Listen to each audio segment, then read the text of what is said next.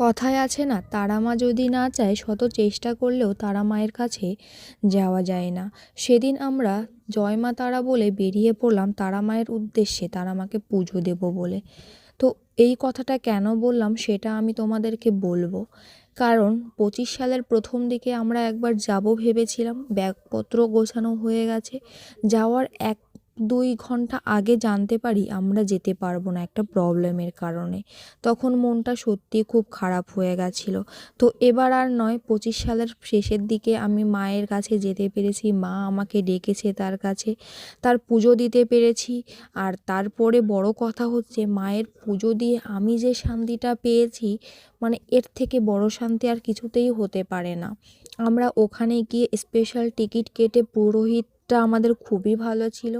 তো টিকিট কাটার পরে আমরা পুজো দিতে গেছিলাম, আর ভেতরে যাওয়ার পর আমি মাকে একদম সামনে থেকে দেখেছি, মায়ের পা নিজে হাতে ছুঁয়েছি, আলতা দিয়েছি। আমার এতটা ভালো লাগছিল পুজো দেওয়ার পরে, এই শান্তিটা হয়তো অন্য কিছুতে আমি কখনোই পাইনি। তো আমি মায়ের পুজো দেওয়ার পরে এখানে দেখো, এই যে বলি দেওয়ার স্থান, মায়ের এখানে যেহেতু পাঠা বলি দেওয়ার রীতি এখনও রয়ে গেছে, তো সেটাই আমি তোমাদের একটু দেখিয়ে দিলাম। আর পুজো শেষ হওয়ার পর আমি এখান দিয়ে তোমাদের সঙ্গে শেয়ার করব দেখে একটু ভিডিও করে নিচ্ছিলাম, আর ব্যাগ নিয়ে নিচ্ছিলাম যেহেতু প্রসাদগুলো রাখবো। আর ওই হলো পাঠা, যেগুলো বলি দেওয়া হয় এই জায়গাটায়। আর এখান থেকে প্রদীপ ধরানো হচ্ছিল, ধূপকাঠি ধরানো হচ্ছিল, আর ওটার জন্য টাকা নিচ্ছিল 10 টাকা করে।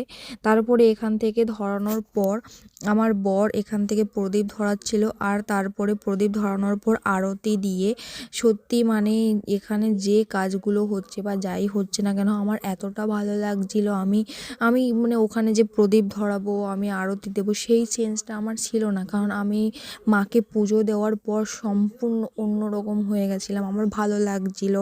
আমার মনে শুধু মাকেই মানে আরও ইচ্ছা করছিল।